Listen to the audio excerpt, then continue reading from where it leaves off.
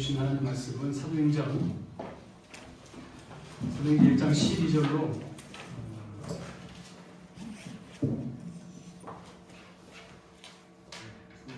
1장 12절로 26절까지 말씀인데, 오늘부터 성경 봉독을 우리 교회에서 목소리가 제일 당당한 정편의 자매님께서 성경 봉독을 해주시겠습니다. 12절입니다. 제자들이 감람원이라 하는 산으로부터 예루살렘에 돌아오니 이 산은 예루살렘에서 가까워 안식일에 가기 알맞은 길이라. 들어가 그들이 유하는 다락방으로 올라가니 베드로, 요한, 야고보, 안드레와 빌립, 도마와 바돌로메, 마태와 및 알페오의 아들 야고보, 셀로신 시몬, 야고보의 아들 유다가 다 거기 있어. 여자들과 예수의 어머니 마리아와 예수의 아우들과 더불어 마음을 같이하여 오로지 기도에 힘쓰더라. 모인 무리의 수가 약 120여 명이 되더라. 그때 베드로가 그 형제들 가운데 일어서서 이르되, 형제들아, 성령이 다윗의 입을 통하여 예수 잡는 자들의 길잡이가 된 유다를 가리켜 미리 말씀하신 성경이 응하였으니 마땅하도다. 이 사람은 본래 우리 수 가운데 참여하여 이 직무의 한 부분을 맡았던 자라. 이 사람이 불의의 사고로 밭을 사고 후에 몸이 곤두박질하여 배가 터져 창자가 다 흘러나온지라. 이 일이 예루살렘에 사는 모든 사람에게 알려져 그들의 말로는 그 밭을 아겔다마라 하니 이는 피밭이라는 뜻이라. 시편에 기록되었을 때 그의 거처를 황폐하게 하시며 거기에 거하는 자가 없게 하소서 하였고, 또 일렀으되 그의 직분을 타인이 취하게 하소서 하였도다. 이러함으로 요한의 세례로부터 우리 가운데에서 올려져 가신 날까지 주 예수께서 우리 가운데 출입하실 때에 항상 우리와 함께 다니던 사람 중에 하나를 세워 우리와 더불어 예수께서 부활하심을 증언할 사람이 되게 하여라 하리라 하거늘. 그들이 두 사람을 내세우니 하나는 바사바라고도 하고 별명은 유수도라고 하는 요셉이요 하나는 마띠아라. 그들이 기도하여 이르되, 뭇 사람의 마음을 아시는 주여, 이 두 사람 중에 누가 주님께 택하신 바 되어 봉사와 및 사도의 직무를 대신할 자인지를 보이시옵소서. 유다는 이 직무를 버리고 제 곳으로 갔나이다 하고 제비 뽑아 마띠아를 얻으니 그가 11 사도의 수에 들어가니라. 아멘. 감사합니다. 우리가 세계 역사를 보면 늘 이 나라와 나라는 끊임없는 전쟁 속에서 역사의 흐름은 흘러오는 걸 볼 수가 있죠. 그리고 지금 이 시간에도 아직까지 나라와 나라 가운데 전쟁이 일어나는 곳이 있는 걸 보게 됩니다.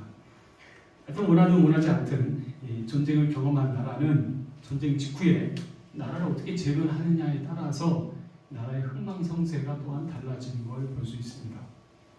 다시 말해서 전쟁이 끝난 이후에 누가 이 나라를 다시 한번 재건할 것인지, 누가 이 재건을 주도할 것인지에 따라서 나라가 잘 되기도 하고 또 나라가 발전이 더디기도 하는 것 또한 볼 수가 있죠.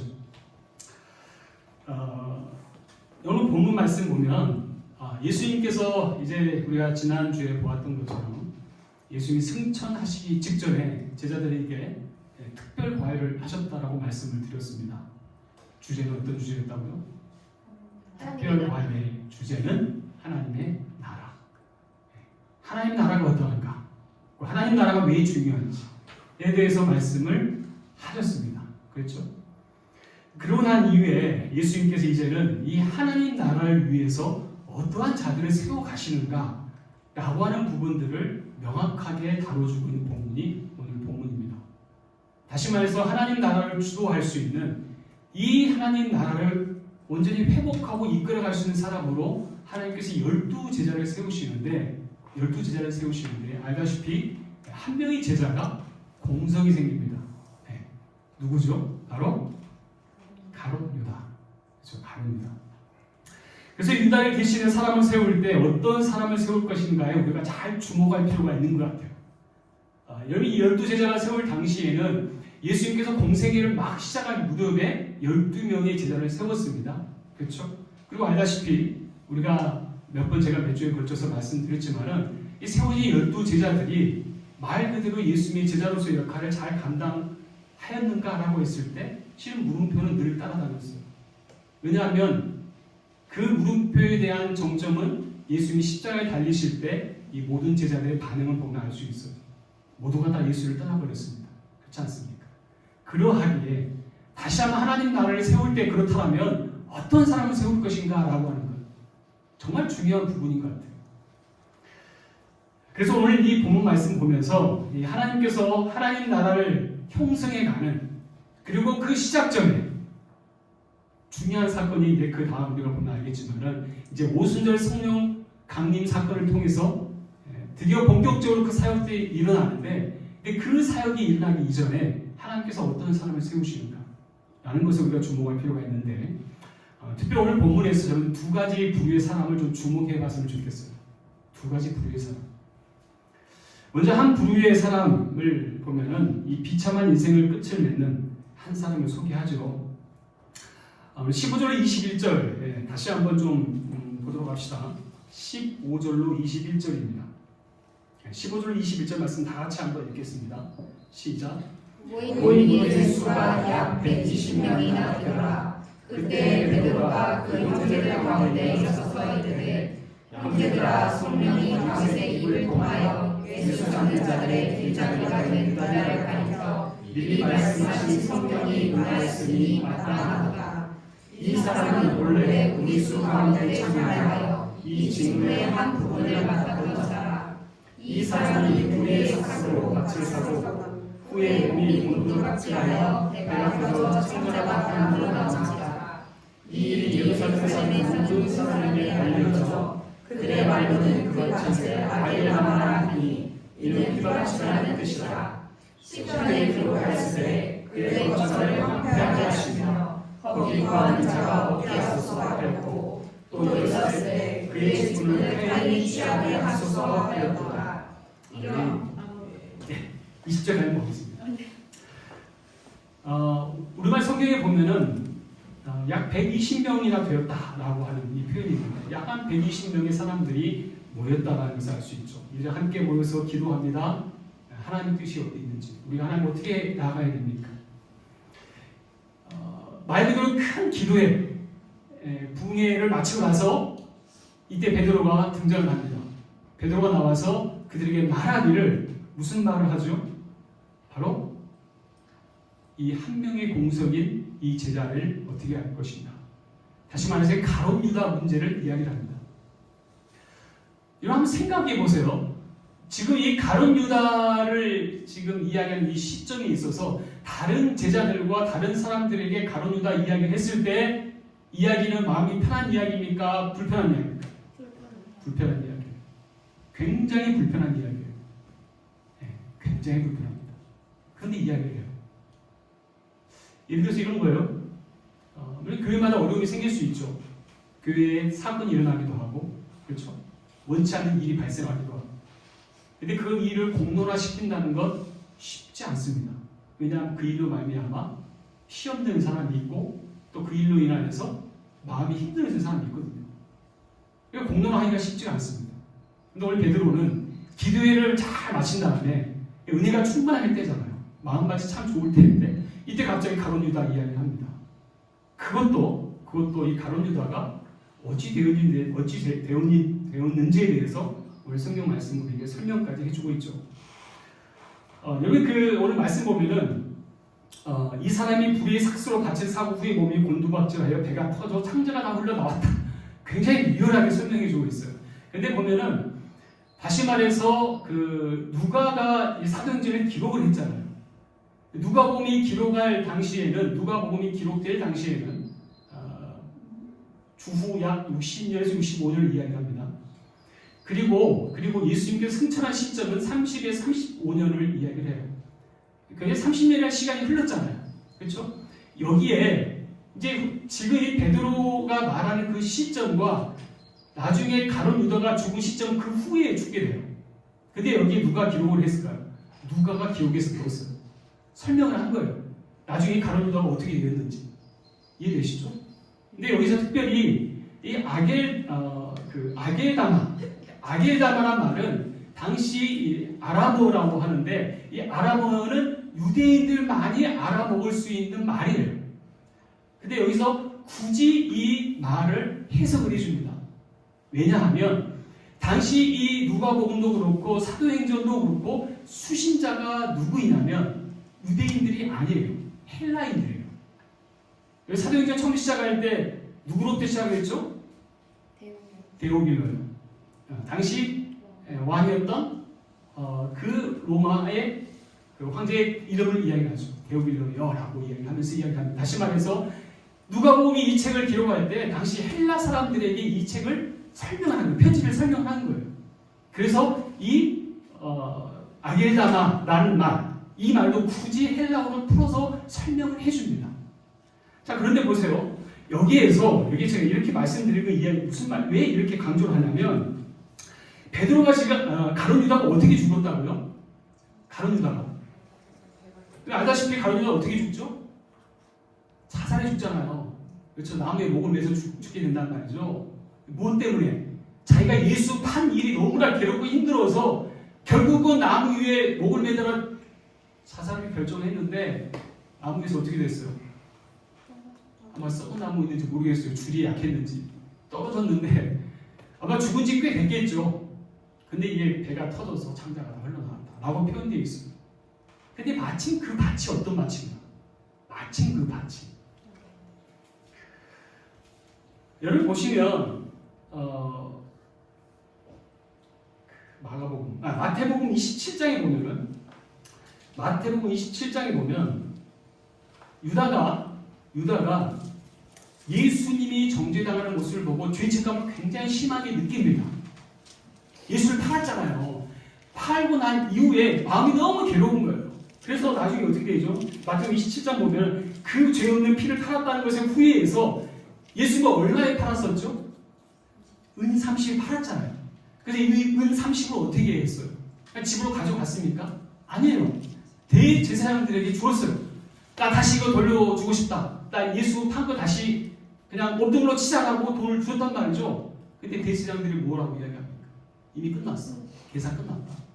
라고 이야기해요. 그래서 이 가룟 유다가 어떻게 하죠? 이 돈을 그냥 그 대제사장에 있는 대제사장들이 모여있는 곳에 은 30을 던져버려요. 그냥 던지고 나와버려요. 왜? 너무 양심의 가책이 너무 크니까. 근데 이 사람들이 이것을 어떻게 합니까? 은 30을 대제사장들이 은 30을 가져다가 땅을 사요. 땅을 사서 그곳을 어떻게 해요?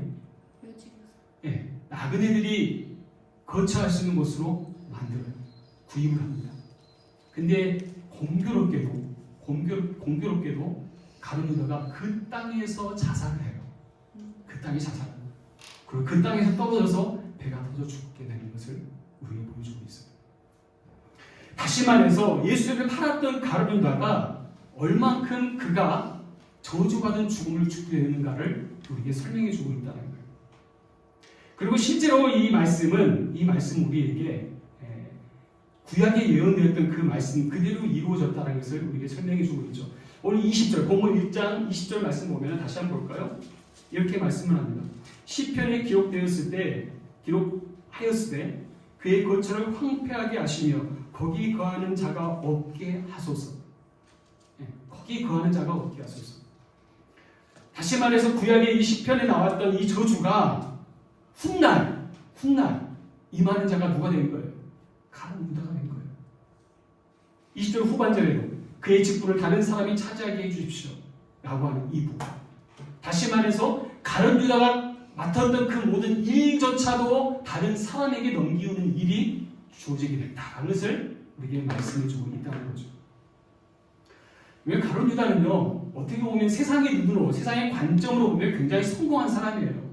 굉장히 성공한 사람이에요. 똑똑합니다. 다른 제자들은 다 가난했지만 가룟 유다는 돈도 많았어요. 돈 세는 사람, 당시 돈 세는 사람이 돈 많잖아요. 예수님 시대에 이 세리하면 당시 유대인들이 일을 나갔어요. 세리를. 왜 그랬을까요? 자기 민족들의 피를 빨아먹는 사람들인 거예요. 흡혈귀 같은 사람들이에요.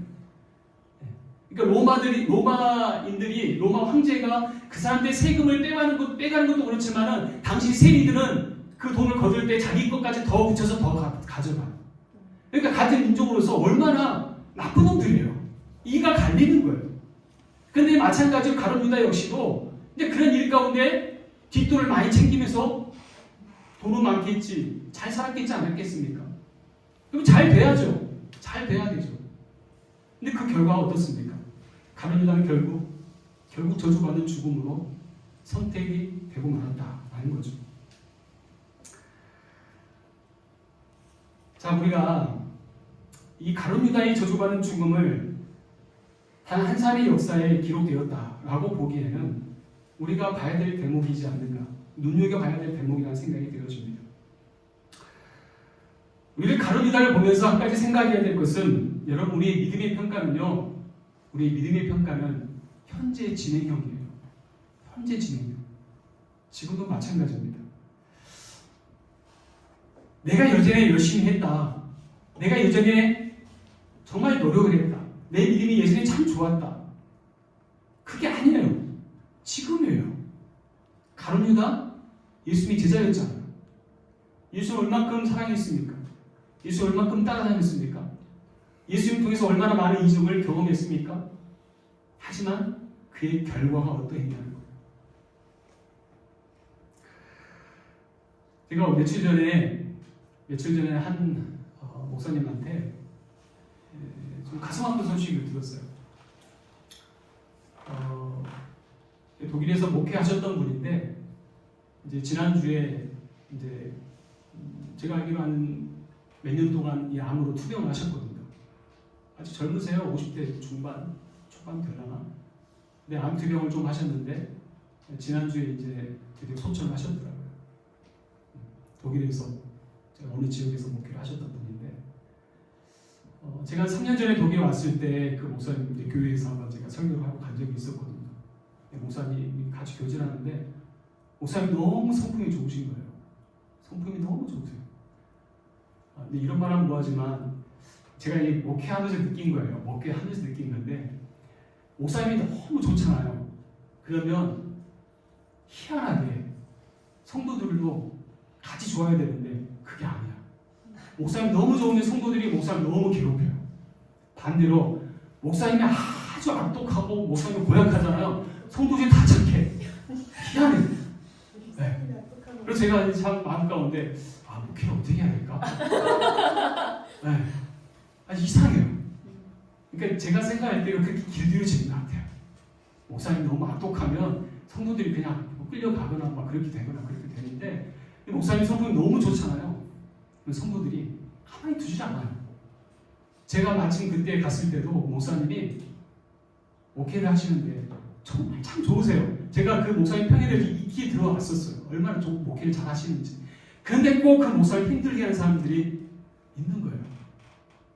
어느 장로님이 그 목사님에 대해서 목회를 하는 그 순간까지 계속 공격하는 거예요. 네. 인격적인 모욕도 하고. 이유가 뭔지 알아요? 그 장로님 자기 뜻대로 안 한다. 자기 뜻대로 하지 않는다. 그 목사님 계속 공격하는 거예요. 네. 참을 수 없는 많은 모욕을 당했어요. 그러함에도 불구하고 목사님 목회를 참 잘하셨어요. 근데 모르겠어요. 참 가슴이 아파요. 또 그렇게 선하게 목회하고 선하게 사랑하는 사람들이 왜 하나님이 정말 사랑하시는지 꼭 먼저 그렇게 불러가세요. 네. 여러분 오래 살고 싶으면 하여튼 뭐 잘 살아야죠. 근데 그런 목사님 보면서 지난주에 제가 그 소식 들으면서 한편으로 참 마음이 아프기도 하고, 그렇구나, 또 이렇게 또 하나님 그렇게 부르시는구나 라는 생각이 좀 들었습니다. 하지만 제가 생각이 그 목사님을 다시 한번 떠올리면서 그래, 이런 목사님이었지.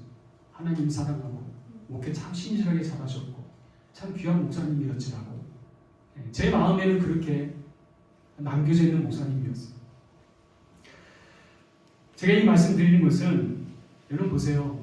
가룟 유다는 오늘날까지도 가룟 유다 하면은 많은 사람들에게 어떤 사람으로 인식됩니까? 예수를 떠나고, 그렇죠? 예수를 배신하고 배반하고 끝까지 그가 예수님을 돌아오지 못했던, 그렇죠? 기회를 주었음에도 불구하고 그 기회조차도 거부했던 한 사람으로 기억됩니다. 제가 좀 전에 소개했던 그 목사님, 여러분 주변에도 그런 훌륭한 분들 많이 계실 거예요. 우리가 그런 것들을 보면서, 그런 부분들을 보면서 어떤 생각이 드세요? 여러분들은 어떤 사람으로 남고 싶으세요? 하나님 앞에서 어떤 사람으로 여러분들은 인정되고 싶으십니까? 여러분들 지금 다 젊으시니까 뭐 아직 나는 뭐 것들이 지금 건강하게 잘 살고 있는데 무슨 문제야? 아니에요. 우리가 하나님의 부르심을 받는 것은요, 나이가 적으나 많으나 아니에요. 지금이 중요한 거예요. 지금이 중요한 거예요. 저는 이 시간에 저와 여러분들이 하나님 앞에서 지금 이 순간에 우리의 믿음을 보시면서 참 귀하다, 참 귀하다 라고 인정을 받을 수 있는 그런 믿음 가운데 설 수 있는 저와 여러분 될 수 있기를 바랍니다. 자, 그렇다면 이 가룟 유다를 대신할 수 있는 사람으로 어떤 사람을 세우는가? 조금 전에 말씀드린 것처럼 가룟 유다 12사도 중에 한 사람이었지만 결국 예수님을 배반하고 스스로 목숨을 끊는 선택을 하게 됩니다. 그래서 이제 이 역할을 감당할 사람으로 누굴 세울까요? 우리 24절로 26절 말씀 같이 한번 읽도록 합시다. 24절로 26절 말씀 같이 읽습니다. 시작. 그들이 돌아야 이르되 무 사람의 마음을 아시는 주여 이 두 사람 중에 누가 주님께 택하신 바 되어 봉사와 및 사도의 직무를 대신할 자인지를 보이시옵소서. 유다는 이 직무를 버리고 제 곳으로 간다이다 하고 제비포와 마띠아를 얻으니 그가 11사도의 수에 들어가니라. 아멘. 자, 오늘 보시면 이 가룟 유다를 대신할 그 자리에 한 사람을 뽑기 위해서 두 사람이 등장을 합니다. 그렇죠? 두 사람이 등장하는데, 자, 이 봉사와 사도직 임무를 맡기기 위해서 이 두 사람을 어떻게 뽑죠? 제비뽑기. 제비뽑기를 합니다. 이 유다의 역할을 감당할 수 있는 12번째 제자를 대신 뽑을 수 있는 그 일을 하는데 방법으로 제비뽑기를 해요. 자, 그런데 이 말씀 보면서 그런 생각 들지 않아요? 혹시 내가 중요한 어떤 일을 결정할 때 하나님의 뜻이 명확하지가 않아요. 어떤 게 하나님의 뜻이지? 어떤 게 하나님께서 원하시는 것이지? 뜻이 명확하지 않을 때가 있습니다. 그래서 우리는 그렇게 생각을 하죠. 하나님 저에게 명확한 사인을 주시면 제가 그 뜻에 순종하겠습니다. 저에게 어떤 사건이나 뭐 어떤 일이나 어떤 사인을 주시면 그게 하나님 뜻이라 생각하고 그렇게 가겠습니다. 아니면 어떤 사람은 간밤에 내가 꿈을 꾸는데 너무 은혜가 충만했어요. 그래서 간밤에 주님을 만났어요. 주님을 만났어요. 그래서 당장 그날 아침에 일어나서 어디를 달려가요? 복권 사러 가요. 주님을 만났으니까 이건 드디어 나에게 이제 좋은 때가 왔다. 복권을 사러 가는 거예요. 하나님 나에게 주신 사인이다 라고 생각할 수 있죠. 여기 그 예능 프로 중에 그 개그맨 이수근 씨하고 그 농구선 서장훈 씨가 그 한 프로그램 중에 무엇이든 물어보살이라는 프로그램이 있어요. 지금도 하는. 네, 알다시피 본 사람도 있는지 모르겠지만 이수근하고 서장훈이 어떤 컨셉이에요? 보살집에 전 보는 사람이에요. 쉽게 말해서. 그렇죠? 근데 이제 거기에 찾아오는 사람들이 대부분 일반인들이잖아요. 일반인들이 와서 자기의 고민을 상담하고 또 자기의 어떤 그런 아픈 뭐 여러 가지 이야기를 함께 나누면서 어떻게 하면 좋을까요? 라고 할 때 뭐 자문을 구하기도 하고 조언을 구하는 어떤 그런 과정을 보여주는 게 이 프로그램의 컨셉이었던 것 같아요. 마지막에 보면 그 혹시 보신 분 계세요? 마지막에 이야기 다 마친 다음에 이수근이가 뭐 한 줄 알아요? 이게 가보신 적 있는지 모르겠는데 이 점통이 있잖아요. 그럼 깃발이 깔려 있는데 자 하나 뽑으시라고. 깃발을 딱 뽑으면 이게 당신의 점괘라고 하면서 해석을 또 기가 막히게 해줘요. 이수근이 말빨이 좋잖아요. 그래서 한번 해석을 기가 막히게 해줍니다. 이상한 그림이 나와도 정말 해석을 다 해줘요. 네, 정말 그건 탁월한 것 같아요. 하여튼 그걸 또 이야기 듣고 나서 굉장히 흡족해합니다. 사람들이. 여러분 혹시 그런 제비뽑기 같이 하나님의 뜻이 이러한가? 라고 생각할 수 있지 않는가? 라는 거예요. 며칠 전에 제가 한국에 있던 한 자매가 저한테 연락이 왔어요. 그래, 이 친구 제가 고등학교 때 알았던 자매인데 굉장히 오래 그래서 한 10년 정도 지난 것 같아요. 근데 이 자매가 작년에 자기가 오랫동안 교제해왔던 남자친구하고 헤어졌어요. 헤어지고 난 이후에 물론 이 헤어진 가장 큰 이유 여러 가지 이유가 있겠지만은 이 남자친구가 신앙이 없었거든요. 그것 때문에 늘 이 갈등이 있었어요. 갈등이 있었고 교제도 꽤 오랫동안 한 5년 이상 교제했다고 걸로 제가 알고 있는데 꽤 오래 교제를 했습니다. 그리고 나서 이제 1년 정도 지났어요. 1년이 지났으면 이제 마음이 좀 괜찮을 줄 알았어요. 근데 이 자매가 마음이 너무 그때까지 힘든 거예요. 올 초까지 너무 힘들었대요. 이 형제에 대해서. 그래서 이제 기도 중에 어떤 기도를 했냐면 그때가 2월 달인데 하나님 이틀 안에 하나님이 저에게 남자친구 소개해주면 그게 하나님의 뜻인 거 제가 믿겠습니다. 놀랍게도 이틀 안에 교회 언니가 한 형제를 소개해 준 거예요. 하나님의 사인이다. 하고 바로 그냥 묻지도 따지도 않고 그냥 교제하겠다. 시작을 했네요. 그리고 이제 얼마 지나지 않았어요. 2월 달이니까 지금 이제 5월이잖아요. 몇 개월 안 지났잖아요. 최근에 네 자매가 저한테 하는 말이 근데 목사님 그냥 헤어졌어요. 이게 이유가 뭐냐면 형제랑 만났는데 이 형제가 애정 결핍 같은 게 있대요. 너무 자기에 집착을 하더래요. 계속 집착을 하는 거예요. 그게 너무 힘들었대요. 그래서 이제는 이 친구하고 정리하기 이전에 진지하게 한 대화를 했어요.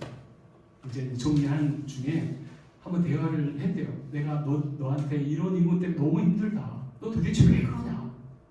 라고 했더니 이 형제가 이제 자기 이야기를 하더래요. 뭐라고 이야기하냐면 됐습니다. 뭐라고 이야기하냐면 4년 전에 실은 어머니가 소출하셨어요. 어머니가 돌아가셨는데 근데 이 형제도 그렇고 가족들도 그렇고 이 어머니의 죽음에 대해서 아무도 인정할 수가 없더래요. 근데 문제는 그것 때문에 온 가정이 우울증이 걸린 거예요. 온 가정. 그것 때문에 너무 힘들어서 그게 인정이 안 되더라는 거죠. 결국 이제 그 이야기를 듣고 이 자매도 공감은 되지만 근데 계속 교제하는 것은 힘들 것 같다. 근데 이 자매가 그 형제를 생각하면 그렇게 눈물이 나더래요. 계속해서 눈물이 나더래요. 어떻게 하면 위로해 줄 수 있을까? 그래서 저한테 이제 이런저런 이야기를 하다가 이제 같이 좀 제가 이야기해 줬는데요. 제가 이야기하고 싶은 그거예요. 이 자매가 아까 말씀드렸던 것처럼 하나님 뜻이 어디 있습니까? 이틀 안에 누가 나를 소개해 주면 아마 그건 하나님 나에게 주신 걸 믿겠습니다. 라고 덥석 묻는 그게 하나님의 뜻인가? 여기서 우리가 제가 이 말씀드리는 것은요, 하나님의 뜻을 우리가 분별함에 있어서 마치 제비 뽑는 것처럼 하나님 내가 정해놓은 틀 안에서 내가 하나님 나에게 그런 사인 주시면 내가 믿겠습니다. 그런 사인 주시면 하나님의 뜻인 줄 알겠습니다. 라고 접근하는 방식이 굉장히 위험하다는 거예요. 자, 제가 왜 이 말씀 드리냐면 보세요. 오늘 그렇다면 이 마띠아라고 하는 사람이 12번째 제자로 세워지잖아요. 이 제자로 세워질 때 어떻게 했다고? 제비를 뽑았다 했잖아요. 제비를 뽑기 이전에 두 사람을 세울 때 어떻게 세웠는가를 우리가 주목해 볼 필요가 있다는 거예요. 제가 이 말씀 드리려고 지금 말씀드리는 거예요. 자, 오늘 21절과 22절 말씀 같이 한번 읽도록 하겠습니다. 21절, 22절 말씀입니다. 시작. 이러함으로 요한의 세례로부터 우리 가운데서 올려져 가신 날까지 주 예수께서 우리 가운데 출입하실 때에 항상 우리와 함께 다니던 사람 중에 하나를 세워 우리와 더불어 예수께서 부활하심을 증언할 사람이 되게 하여야 하리라 하거늘. 아멘. 자, 2명의 후보를 선출합니다. 2명의 후보를 선출하는데 이 2명의 사람이 어떤 조건에 부합했는가? 보시면 특징이 있습니다. 강조점이 있죠? 뭘 이야기합니까? 항상 우리와 함께 다니던 사람. 제자는 비록 아니었지만 예수님이 계실 때 함께했던, 늘 함께했던 사람. 그렇죠? 그 사람.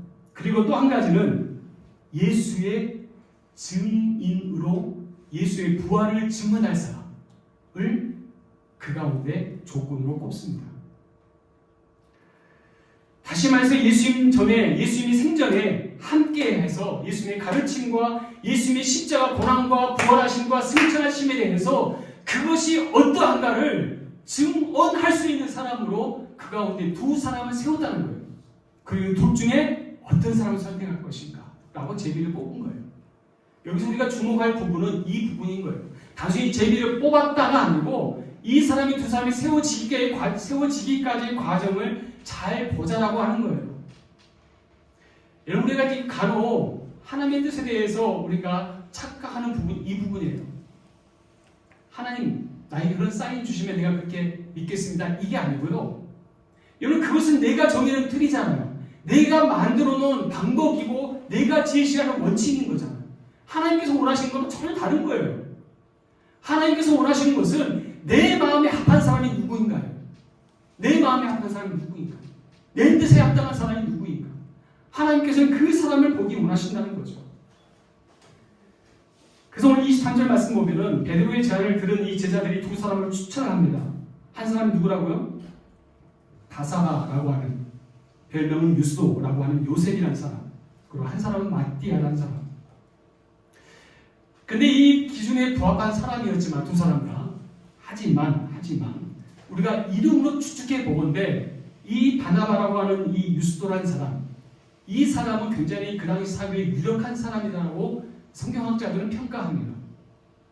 그러니까 제가 이 말씀드리는 것은 능력치로 본다면 실은 마띠아보다 이 유스도가 더 뽑히는 게 맞아요. 능력치를 본다면. 근데 그에 비하면 이 마띠아는 별로 그렇게 다른 특별한 소개가 별로 없어요. 그냥 이름만 하나님의 선물이라는 뜻을 가지고 있어요. 그런데 오늘 보시면 이 본문에 가룟 유다를 대신할 사도의 후보로, 그리고 이 추첨에서 뽑힌 사람이 바로 마띠아가 되게 됩니다.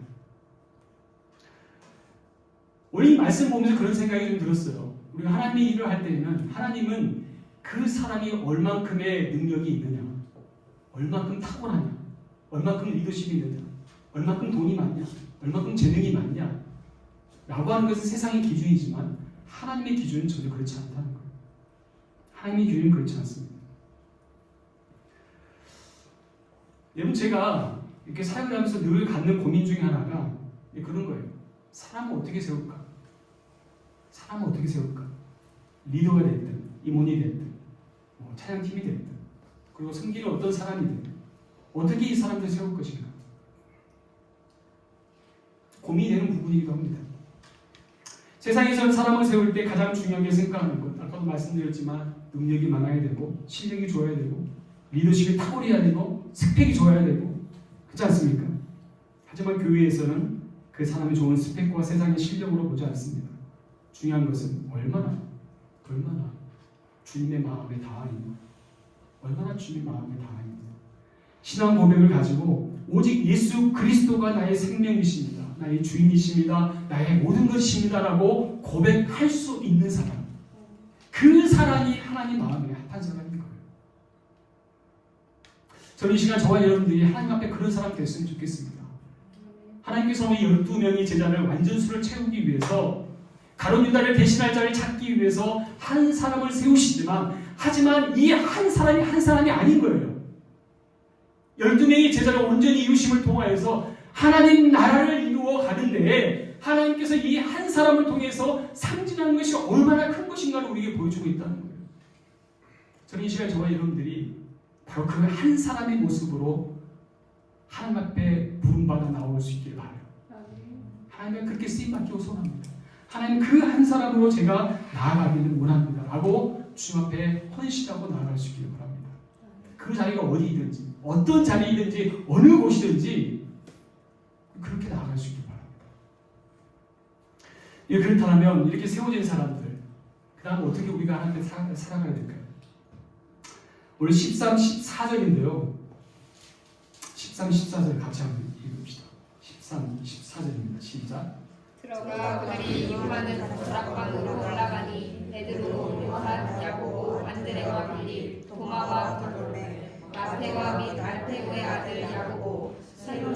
시몬 야고보의 아들 유다가 다 거기 있어. 여자들과 예수의 어머니 마리아와 예수의 아우들과 더불어 마음을 같이하여 오로지 기도에 힘쓰더라. 아멘.